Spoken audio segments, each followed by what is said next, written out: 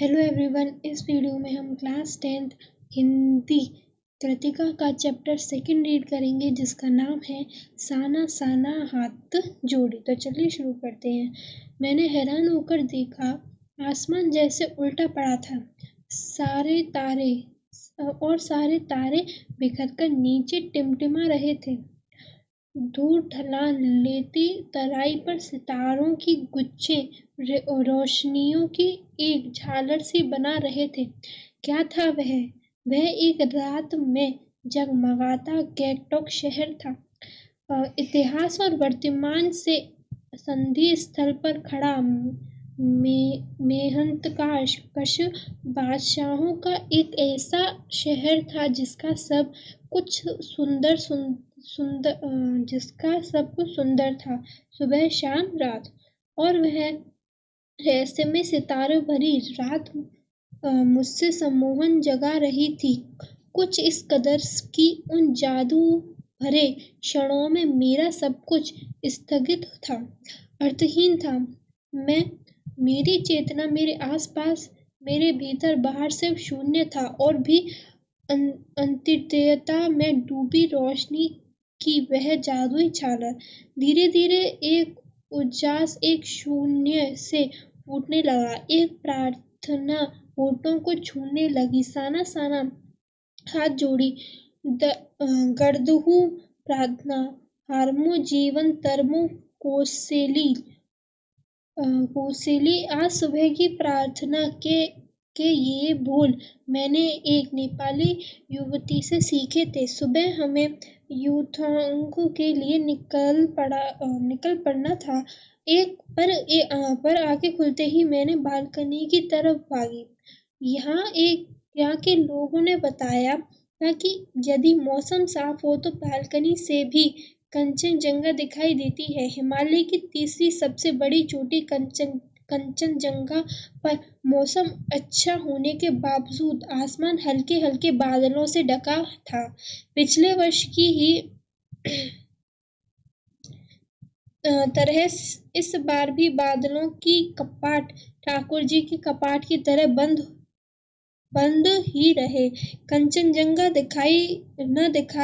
दिखनी थी, पर सामने ही रकम रकम के रंग बिरंगे इतने सारे फूल दिखाई पड़े कि लगा फूलों के बाग में आ गई हूँ। बहरहाल गैंगटॉक से 149 किलोमीटर की दूरी पर युथांग यानी घाटियां। सारे रास्ते हिमालय की गहनतम घाटियों और फूलों से लदी वादियां मिलेंगी। आपको ड्राइवर कम गाइड जितने नारगे मुझे बता रहा था, क्या वहां बर्फ मिलेगी? मैं बचकाने उत्साह से पूछने लगी। चलिए तो। जगह जगह गदराए पाइन और धूप के खूबसूरत नुकीले पेड़ों का जायजा लेते हुए हम पहाड़ी रास्ते पर आगे बढ़ने लगे कि एक जगह दिखाई दी। एक कतार में लगी सफेद सफेद बौद्ध पताकाएं किसी ध्वज की तरह लहराती, शांति और अहिंसा के प्रतीक। ये पताकाएं जिन पर मंत्र लिखे हुए थे, नार्गे ने बताया, यहाँ बुद्ध की बड़ी मान्यता है। जब भी किसी बुद्धिस्ट की मृत्यु होती है, उसकी आत्मा की शांति के लिए शहर से दूर किसी भी पवित्र स्थान पर 108 श्वेत पताकाएं फहरा दी जाती हैं। नहीं, इन्हें उतारा नहीं जाता। ये धीरे धीरे अपने आप ही नष्ट हो जाती हैं। कई बार किसी नए कार्य की शुरुआत में भी ये पताकाएं लगा दी जाती हैं, पर वे रंगीन होती हैं। नारगा बोलता जा रहा था कि मेरी नजर उसकी जीप में लगी दलाई लामा की तस्वीर पर टिकी हुई थी। कई दुकानों पर भी मैंने दलाई लामा की ऐसी ही तस्वीर देखी थी। हिचकोले खाती हमारी जीप थोड़ी पर आगे बढ़ी। अपनी लुभावनी हंसी बिरेकते हुए जितने बताने लगा, इस जगह का नाम है कबीर लॉन्ग स्टॉक। यहाँ गाइड फिल्म शूटिंग हुई थी। तिब्बत की चीज के बमसन ने लेप्चाओं के शोमेन से कुंजतेग के साथ सिंधी पत्र पर यही हस्ताक्षर किए थे। एक पत्थर यहाँ स्मारक के रूप में भी है। उन्हीं रास्तों पर मैंने देखा एक कुटिया के भीतर घूमता चक्र। यह क्या? नार्गे कहने लगा, मैडम, यह धर्म चक्र है। Prayer wheel.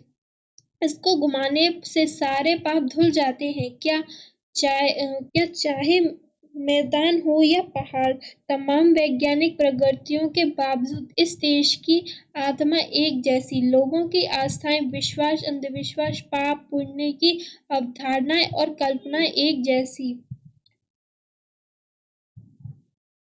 रफ्ता रफ्ता हम ऊंचाई की ओर बढ़ने लगे।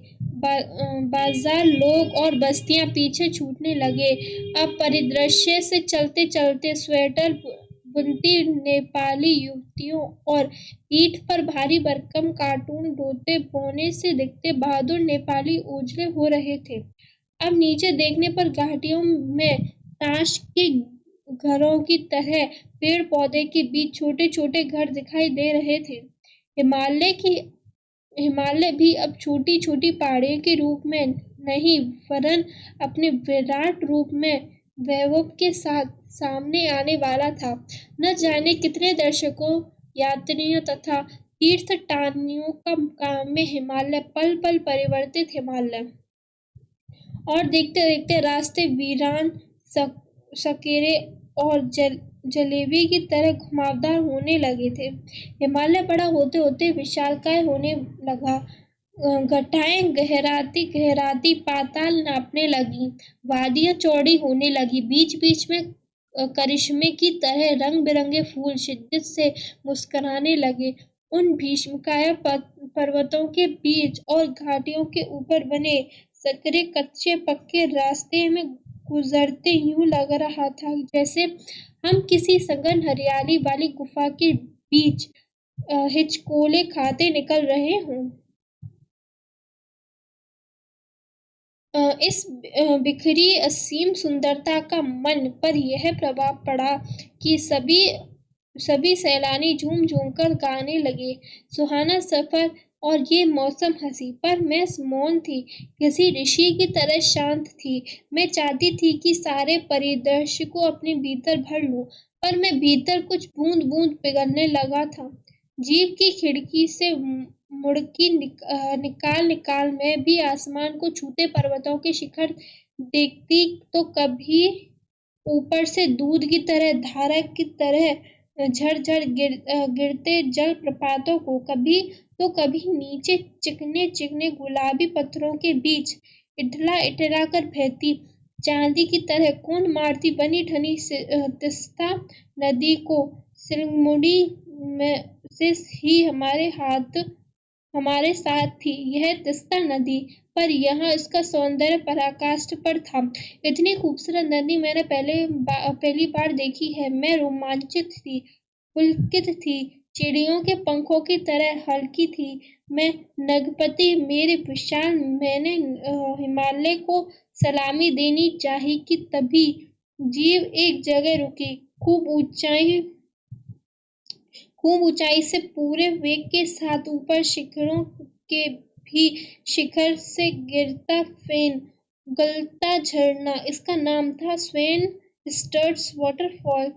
फ्लैश चमकने लगे। सभी सैलानी इन खूबसूरत लम्हों की रंगत को कैमरे में कैद करने में मशगूल थे। आदमी युग की किसी अभिशप्त राजकुमारी सी मैं भी नीचे बिखेर भारी भरकम पत्थरों पर बैठ झरने के संगीत के साथ ही आत्मा का संगीत सुनने लगी। थोड़ी देर बाद ही बहती जलधारा में पांव डुबाए तो भीतर तक भीग गए। मन काव्य में हो उठा, सत्य और सौंदर्य को छूने लगा। जीवन अनंतता का प्रतीक वह झरना उन अद्भुत अनूठे क्षणों में मुझसे जीवन की शक्ति का एहसास हो रहा था। इस कदर प्रतीत हुआ कि जैसे मैं स्वयं भी देश और काल की सरहदों से दूर बहती धारा बन बहने लगी हूँ। भीतर की सारी तामसिकताएं और दुष्ट वासनाएं इस निर्मल धारा में बह गईं। मन हुआ कि अनंत समय तक ऐसे ही बहती रहूं, सुनती रहूं इस झरने की पुकार को। पर जितने मुझे ठेलने लगा, आगे इससे भी सुंदर नजारे मिलेंगे। अनमनी सी मैं उठी। थोड़ी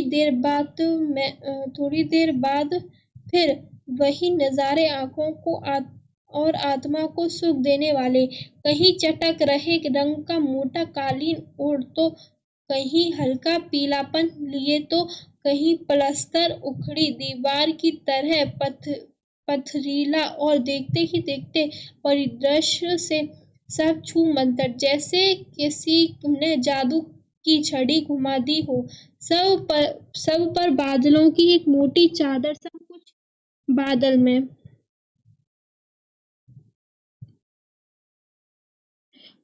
चित्रलिखित सी मैं माया और छाया के इस अनूठे खेल को भर भर आंखें देखती जा रही थी। प्रकृति जैसे मुझे सयानी बनाने के लिए जीवन रहस्यों का उद्घाटन करने पर तुली हुई थी। धीरे धीरे धुंध की चादर थोड़ी छटी।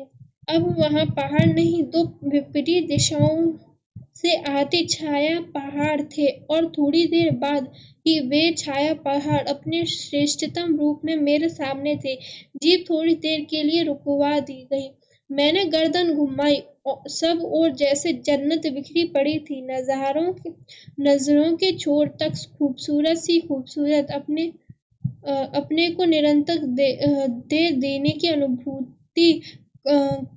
अनुभूति कराते पर्वत, झरने, फूल, घाटियों और वादियों के दुर्लभ नजारे। वहीं कहीं लिखा था, थिंक ग्रीन। आश्चर्य! पल भर में ब्रह्मांड में कितना कुछ घटित हो रहा है। सतत प्रवाहमान झरने, नीचे वेग से बहती तीस्ता नदी, सामने उड़ती धुंध, ऊपर मंडराते आवर बादल, मध्य हवा में हिलोरे लेते प्रयुक्त और रोड़ों के फूल, सब अपनी अपनी लय, तान और प्रभाव में बहते हुए चैरविती और समय के इस सतत प्रवाह में तिनके सा बहता हमारा वजूद।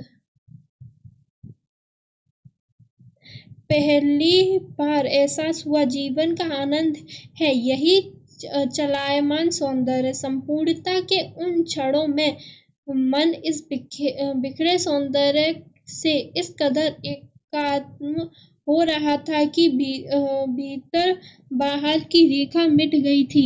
आत्मा की सारी खिड़कियां खुलने लगी थीं। मैं सचमुच ईश्वर के निकट थी। सुबह सीखी प्रार्थना फिर होठों को छूने लगी, फिर साना हाथ जोड़ी, फिर तभी वही अतीन्द्रिय संसार खंड खंड हो गया। वह महाभाव सुखी टहनी सा टूट गया।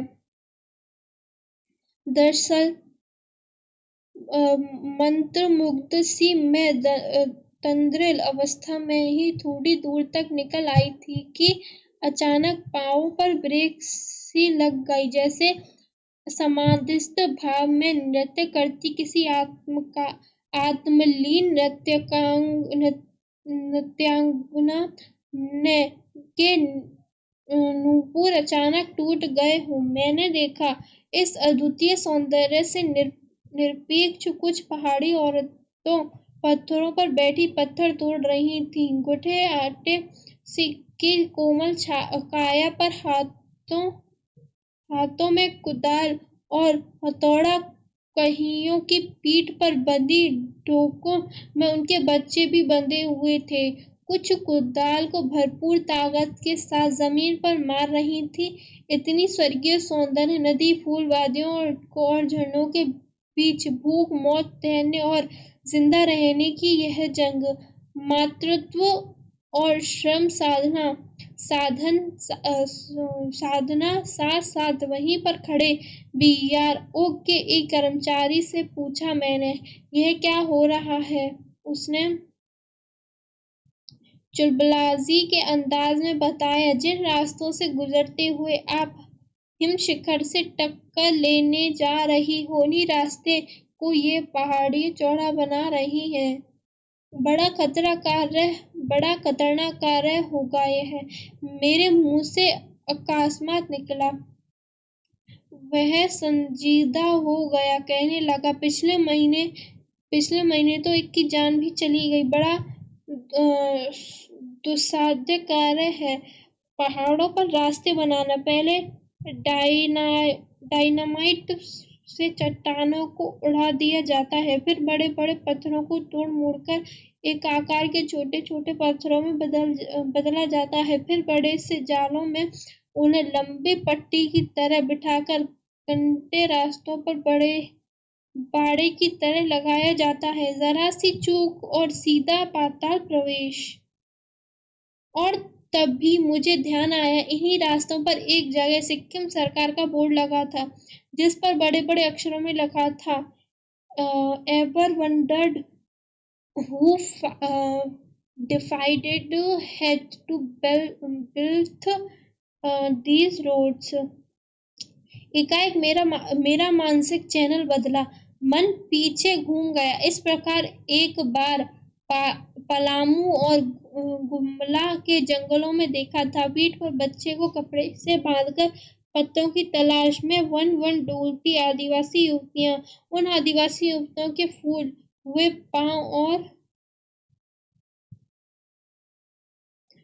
हुए पांव इन पत्थर तोड़ती पहाड़ियों के हाथों में पड़े ठाटे एक ही कहानी कर रहे थे कि आम जिंदगियों की कहानी हर जगह एक सी है कि सारी मलाई एक तरह, सारे आंसू अभाव, यातना और वंचना एक तरह। और तभी मेरी सहयात्री मड़ी और जितने मुझे कोसते वहां तक आ गए। मुझे गमगीन देखते जितने कहने लगे, मैडम, ये मेरे देश की आम जनता है, इन्हें तो आप कहीं भी देख लेंगी। आप इन्हें नहीं, पहाड़ियों की सुंदरता को देखिए, जिसके लिए आप इतने पैसे खर्च करके आई हैं। ये देश की आम जनता ही नहीं, जीवन का प्रति संतुलन भी है। ये वेस्ट एट रिपेयरिंग है। कितना काम लेकर ये समाज को कितना अधिक वापस लौटा देती हैं।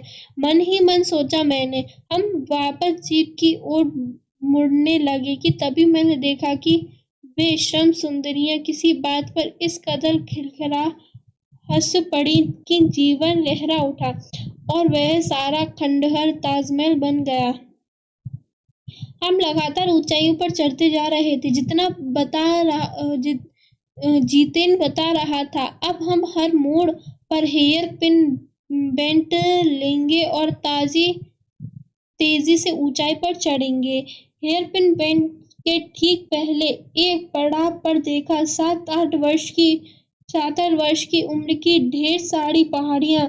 बच्चे स्कूल से लौट रहे थे और हमसे लिफ्ट मांग रहे थे। जीतेन ने बताया, हर दिन 3-3.5 किलोमीटर की पहाड़ी चढ़ाई चढ़कर ये बच्चे स्कूल जाते हैं। क्या स्कूली बस नहीं? मणि के पूछने पर जीतेन हंस पड़ा, मैडम, यह मैदानी नहीं, पहाड़ी इलाका है। मैदान की तरह यहाँ कोई भी आपको चिकना बबील नहीं मिलेगा। यहाँ जीवन कठोर है। नीचे तेराई में ले देकर एक ही स्कूल है। दूर दूर से बच्चे उसी स्कूल में जाते हैं और सिर्फ पढ़ते ही नहीं, इनसे अधिकांश बच्चे शाम के समय अपनी माओ के साथ मवेशियों को चराते हैं, पानी भरते हैं, जंगलों से लकड़ियों के भारी भारी कट्टर खाते हैं। खुद मैंने भी ठोए हैं। खतरा अब धीरे धीरे बढ़ने लगा था।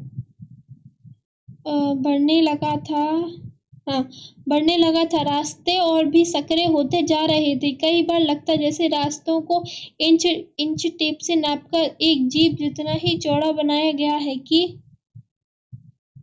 जरा भी संतुलन बिगड़े, इंच भर भी जीप इधर उधर खिसके तो हम सीधे घाटियों में।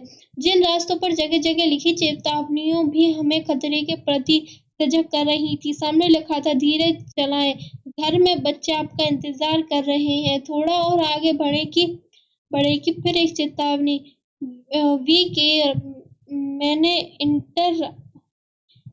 इंटर अराउंड, पर हमें नरभक्षी जानवर नहीं, दूध देने वाली याक दिखे। काले काले ढेर सारे याक, पहाड़ों पर गिरते बर्फ की प्राकृतिक ढंग से रक्षा करने वाले घने घने बालों वाले याक। सूरज ढलने लगा। हमने देखा कि कुछ पहाड़ी औरतें गाय को चराकर वापस लौट रही थीं। कुछ के सिर पर लकड़ियों के भारी भरकम गट्ठर थे। ऊपर आसमान फिर धुंध और बादलों से घिरा हुआ था। उतरती संध्या में जीप अब चाय के बागानों पर गुजर रही थी कि फिर एक दृश्य ने मुझे खींचा। नीचे चाय के हरे भरे बागानों में कई युवतियां बेकू पहने चाय की पत्तियां तोड़ रही थी। नदी की तरह उफान लेता उनका यौवन और श्रम से दमकता गुलाबी चेहरा। एक युवती ने चटक लाल रंग का बोकू पहन रखा था। सघन हरियाली के बीच चटक